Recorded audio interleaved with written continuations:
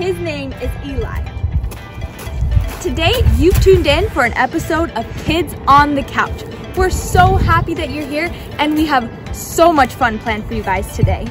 We really miss seeing you guys on Sundays, but you know what? There's still ways for us to connect. You can ask your mom or your dad to sign you up in the link below, and you'll get a FaceTime call from one of us. All right, without further ado, we're gonna start the episode. See you later.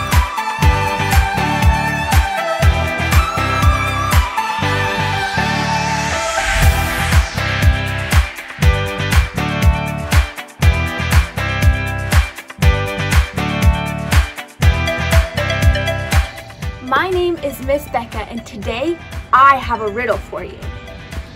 So, where can you find cities, towns, and streets, but no people? If you think you know the answer, comment below. You got the answer right. It's a map. On a map, you can see cities, streets, and look, there's even states on this map, but you can't find any people. Good job, you guys. See you next week.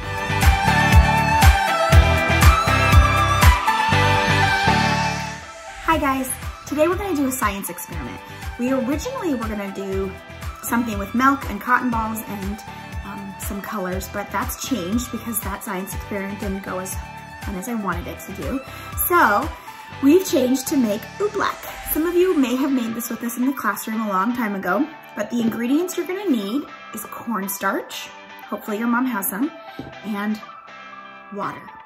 That's it. If you want to add some color to it, you can use food dye. You need to ask for permission for this because this is messy. Actually, this entire project is messy, so you might want to do it outside, or you might want to lay a blanket down or a towel, and then also have a big, huge bucket of water that you can put your hands in when you're done and wipe off before you leave your spot, because this is a messy project. All right, push pause, go get your stuff, and let's get started. Okay, we're ready to make our project. So here is my cup of cornstarch. I'm gonna pour it into a bowl that has a lip on it. Do you see that lip? I don't wanna put it in something flat because it is gonna get messy. And I'm gonna do 1 full cup of cornstarch and then 1/2 cup of water. All right, as soon as you put the water in, you can get started mixing with your hands. If you need a little bit more water, you can add some, but there's a chemical reaction happening. The cornstarch and the water mix into this really fun feeling. It kind of feels like wet Play-Doh, but then as soon as it let go of it, it melts.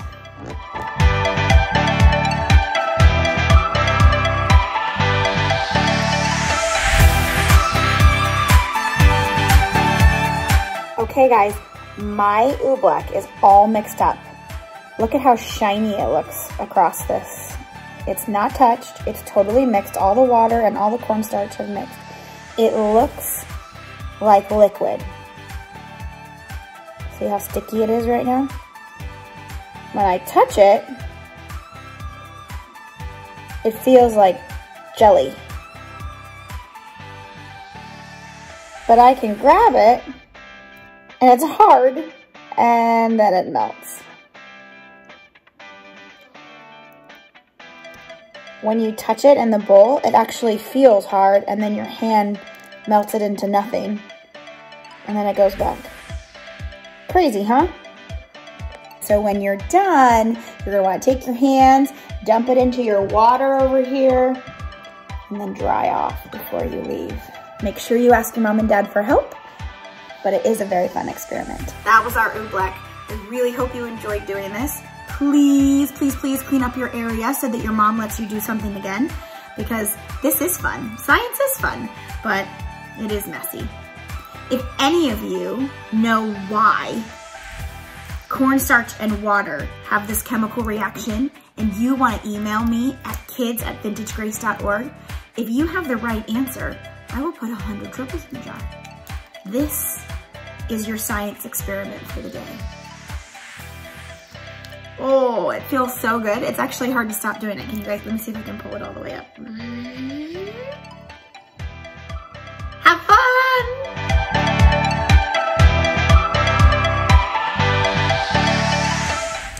Hi Vintage Kids, I'm so excited to be with you today. My name's Miss Taylor if we haven't met yet, and I am going to be talking about something that we're learning about Jesus. This week we are picking up at a really cool part of the story. You guys, Easter just happened, and what do we celebrate on Easter? That's right, we celebrate Jesus coming back to life.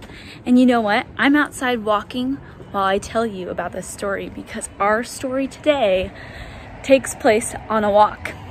Have you been going on walks outside lately? I hope so, because it's really sunny and beautiful outside. Well, Jesus has just come back to life, right?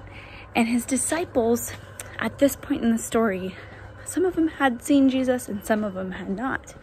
And so they were still trying to figure out if this is all real. Could Jesus really come back to life after they watched him die? And so there's two disciples. They're on their way to Emmaus. You can find this story in the Bible, in the book of Luke, chapter 24, verse 13 to 35. So if you want to go get your Bibles, you totally can and follow along. So they're on their way to Emmaus, and while they're walking, somebody joins them. And he starts asking them questions like, man, why are you so sad? What's going on? And they're shocked because they're like, are you the only person that doesn't know about this? Because a lot of people knew what happened to Jesus because he was pretty popular. Well, they keep walking and this guy starts talking to them about how all of the whole Bible is actually talking about Jesus the whole time. Even the Old Testament. Even the stuff that doesn't have Jesus' name in it, it all is pointing to Jesus. So they're kind of amazed at this guy. And he says, all right, bye you guys, I'm going somewhere else. And then those two disciples who are walking say, no, please stay with us. Stay and have dinner with us. So they all sit down, all three of them. And while the two disciples are watching him break bread, they realize this whole time the person who's been walking with them and talking to them about how the whole Bible points to Jesus is actually Jesus himself. And you know what? They must have been so excited to figure out that Jesus really did come back to life. Man, I know I would have been in so much shock. I think that my jaw would have been on the ground like this. I would have been amazed. And right when they realized it was Jesus, which was already shocking, something else shocking happened. Jesus disappeared. I'm not even kidding. It says it in the Bible. He breaks the bread and then he disappears. And so he goes back to heaven right after they realize that it's Jesus. Oh my goodness, I would have been so excited to know Jesus really was alive. And you guys, that is so crazy that Jesus is the one who is walking with them and telling them that the whole Bible actually is talking about him. Now, the Old Testament has a lot of really amazing stories in it, but not all of them use his name. I'm wondering if you can think of a story from the Old Testament that talks about Jesus, or maybe that talks about things that Jesus was going to do. If you can think of a story or maybe some verses from the Old Testament that talk about Jesus, can you comment them? Or you can email us the story that you think of to kids@vintagegrace.org. I can't wait to hear what you come up with. And I want you guys to all be thinking about how this impacts our life. What changes in our life because Jesus is alive? I'll tell you what, I know for me, one of the most amazing things that changes my life because Jesus is alive is that I have hope. I know that because Jesus is alive, that I get to live with God and I get to have a relationship with God no matter what happens on earth. All right, you guys. Well, I loved walking with you and talking about this amazing story about Jesus, and I can't wait for more Kids on the Couch. Bye, everybody.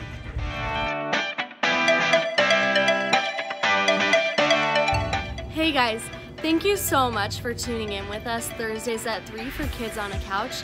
It has brought our team so much joy to be able to create this content for you and hearing how much fun you guys are having with it. We want to keep that going, so at 7 p.m. on Saturday night, make sure that you tune in to hear a bedtime story from someone on our team. We want to be able to read to you and connect with you still as much as possible, and this is just another way that we can do that. Next, FaceTime with friends. You guys, we miss you. We miss seeing your faces every Sunday, and we just want to sit there and chat with you. So make sure that you talk with your parents and have them sign you up for a time slot so that you can get a FaceTime or a Zoom call from someone on our kids team. It would bring us so much joy to see those smiley faces again. Lastly, are you keeping up with Sunday curriculum? We are still doing it. So let us know if you're interacting with it as well. What do you like? What are you learning? And what crafts are you creating while you do all of this? Make sure to take some pictures and post it on Facebook and tag us in it so that we can see all the amazing things you're doing. If you don't want to post it to Facebook, you can email it to us at our email at kids@vintagegrace.org. That way, anytime we see a picture from you guys, we're going to fill our tribble jar with some more tribbles. Let's look and see where it's at right now. You guys, we're getting there, but I think that there's still some more that we can do to fill it up.